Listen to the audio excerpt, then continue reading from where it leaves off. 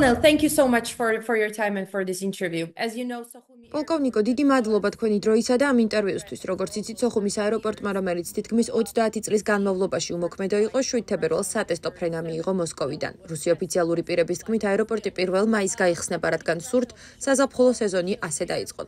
Როგორ ფიქრობთ, რატომ გადაწყვიტეს კრემლში აეროპორტის გახსნა, რომელიც აქამდე უმოქმედო იყო და თვლით თუ არა, რომ დამთხოვაა, რომ ამას უკრაინაში ომის ფონზე აკეთებენ?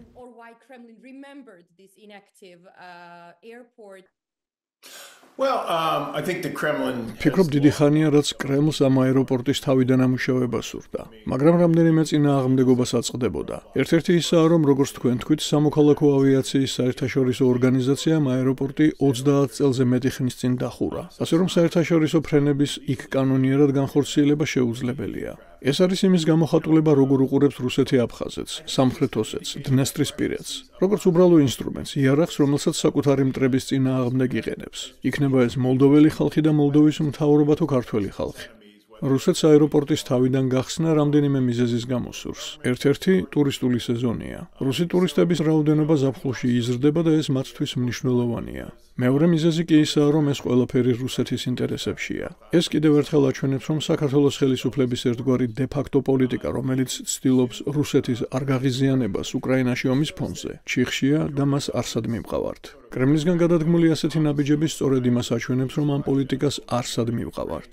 ეს აჩვენებს, რომ რაც უნდა გააკეთოს საქართველოს ხელისუფლებამ კრემლში მყოფების სასიამოვნოდ, თუ მათი არ გაღიზიანებისთვის, რუსეთი მაინც ყოველთვის იმას გააკეთებს, რაც რუსეთს სურს. მოსწონს ეს საქართველოს მთავრობას თუ არა. happy or appease official Moscow, Russia's going to do what's in Russia's interest, whether or not the Georgian government likes it.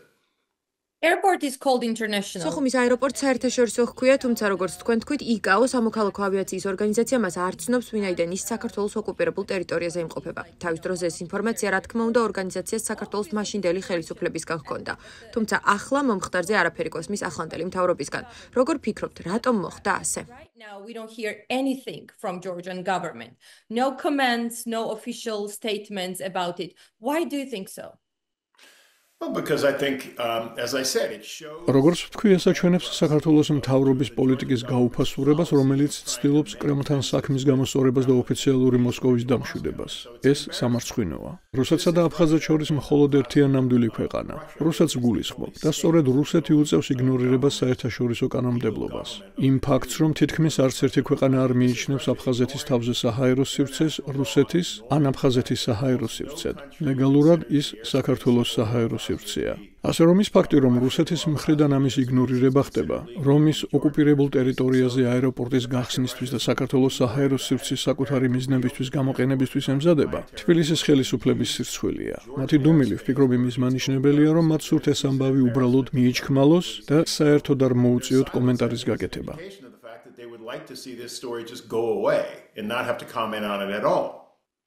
Jamal Gamakharia, who is a chairman of the Abkhazian Supreme Council in exile. Jamal Gamakharia აფხაზეთის უმაღლესი საბჭოს თავმჯდომარემ თქვა, რომ მისი აზრით ეს იქნება სრულად რუსული აეროპორტი, სადაც აფხაზებს არც კი შეუშვებენ.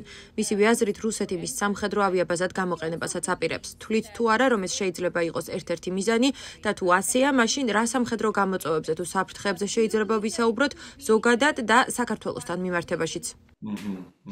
Yeah, certainly there's potential. ნამდვილად არსებობს იმის პოტენციალი, რომ თუ აეროპორტს სრულად აღადგენენ, მან სხვადასხვა ტიპის თვითმფრინავები მიიღოს, როგორც სამოქალაქო, ისე სამხედრო. რუსებს შეუძლიათ საწყობებით სააშენონ იქ სამხედრო თვითმფრინავებისთვის, იარაღისთვის და მსგავსი ნივთებისთვის. ის ადვილად გამოდგება სამხედრო აეროდრომად. ისევ და ისევ ეს შეესაბამება იმას, რასაც რუსები აკეთებენ ოჩამშირეში საზღვაო ბაზასთან დაკავშირებით. მათ ბოლო რამდენიმე წლის განმავლობაში დაკარგეს ტერიტორიები მნიშვნელოვანი საჰაერო და საზღვაო ბაზებისთვის. მათ არსებითად დაკარგეს შავი ზღვის დასავლეთი. რუსეთის შავი ზღვის ფლოტი იქ ვეღარ ფუნქციონირებს, რადგან უკრაინულმა შეიარაღებულმა ძალებმა ჩაძირეს ან მძიმედ დააზიანეს რუსეთის შავი ზღვის ფლოტის 25-დან 30%-მდე. ყირიმშიც უპასუხოდ ოპერირება აღარ შეუძლიათ, რადგან უკრაინას შეუძლია და წვდება კიდეც ყირიმს. და უტევს მას. ასე რომ ეს ტერიტორიები მათთვის დაკარგულია. გარდა ამისა, რუსეთი ბაზების დაკარგვის პროცესშია სირიასა და ტარტუში. როგორც მინიმუმ, ოპერაციებს იქ ძალიან შეამცირებენ. ასე რომ რუსეთი ჯარი ეძებს ახალ ადგილებს ოპერირებისთვის როგორც საჰაერო, ისე საზღვაო მიმართულებით და შესაბამისად როგორც საჰაერო, ისე საზღვაო ბაზებს. ვიმეორებ, ეს კიდევ ერთხელ უსვამს ხაზს იმას, როგორ უყურებს რუსეთი აფხაზეთს. ის მისთვის მხოლოდ ინსტრუმენტია და თავად სხვა ღირებულება არ გააჩნია. მიუხედავად იმისა, რას ამბობს რუსეთი, ის აფხაზეთის სუვერენიტეტით თუ დამოუკიდებლობით დაინტერესებული არ არის. ის აფხაზეთს მხოლოდ საკუთარი მიზნებისთვის და შესაძლებლობების ფარგლებში საქართველოს სუვერენიტეტის თუ მისი დასავლელ პარტნიორებთან ურთიერთობის შელახვისთვის იყენებს. თუმცა ამას ქართული ოცნების მთავრობაც მშვენივრად ახერხებს. მოსკოვისგან დახმარება არ სჭირდება, მაგრამ ნებისმიერ დროს, როდესაც რუსეთს შეეძლება რომ საქართველოს დასავლეთთან ურთიერთობა დააზიანოს, ასეც მოიქცევა. You keep mentioning Ochamchire port, which, as I understand, is one. თქვენ ოჩამჩირის პორტს ახსენებთ, რომელიც შესაძლოა რუსეთის ფლოტისთვის ერთ-ერთი მნიშვნელოვანი წერტილი გახდეს. როგორც ვიცი, მისი გაღრმავების შემდეგ ახლა ამ პორტს რუსეთის შავი ზღვის ფლოტის ნებისმიერი გემის მიღება შეუძლია. ხედავთ თუ არა ოჩამჩირის პორტისა და სოხუმში აეროპორტის გახსნას შორის კავშირს და უსაფრთხოების რა გამოწვევებზე ვსაუბრობთ ამ შემთხვევაში? We're talking about here.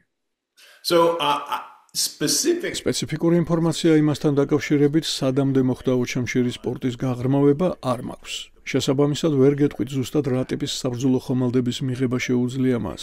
მაგრამ კრემლმა ოჩამჩირეში ბაზის გახსნაზე განცხადება გააკეთა. ამიტომ სრულიად ლოგიკურია იმის თქმა, რომ ისინი ყველაფერს ისე გააკეთებენ, რომ მან რუსეთის შავი ზღვის ფლოტის ნებისმიერი ხომალდი მიიღოს.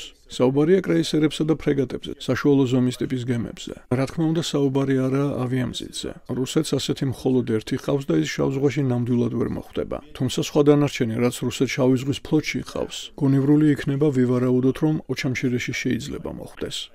რაც შეეხება სამხედრო საფრთხეებს, თუ გავითვალისწინებთ, რომ სოხუმის აეროპორტით შეიძლება რომ სამხედრო მიმართულებით გამოიყენონ, მაშინ სამხედრო საფრთხე, რაზეც ვსაუბრობთ, ისაა, რომ ეს იქნება კიდევ ერთი ბაზა, საიდანაც რუსეთს შეიძლება უკრაინაზე თავდასხმა განახორციელოს. ეს აუცილებლად და გადაუდებლად სამხედრო საფრთხეს არ უქმნის საქართველოს, თუმცა, რა თქმა უნდა, ძირს უთხრის საქართველოს სუვერენიტეტსა და ტერიტორიულ მთლიანობას. ახლა რუსეთს არ აქვს არანაირი სამხედრო მიზეზი საქართველოზე თავდასხმისთვის. ის სამხედრო ჩარევის გარეშე უკვე იღებს ყველაფერს, რაც საქართველოსგან სურს. ის იღებს მთავრობას, რომელიც საქართველოს აშორებს ნატოსგან, ევროკავშირისა და დასავლეთისგან და მოსკოვის ბანაკში პოზიციონირებს. ვფიქრობ, მთავარი სამხედრო დანიშნულება, როგორც ოჩამჩირის ბაზის, ისე სოხუმში აეროპორტის სავარაუდო ორმაგად სამხედრო და სამოქალაქოდ გამოყენებისას, რუსეთს აძლევს დამატებით პლატფორმას შავ ზღვასა და მის თავზე სამხედრო ოპერაციების განხორციელებისთვის.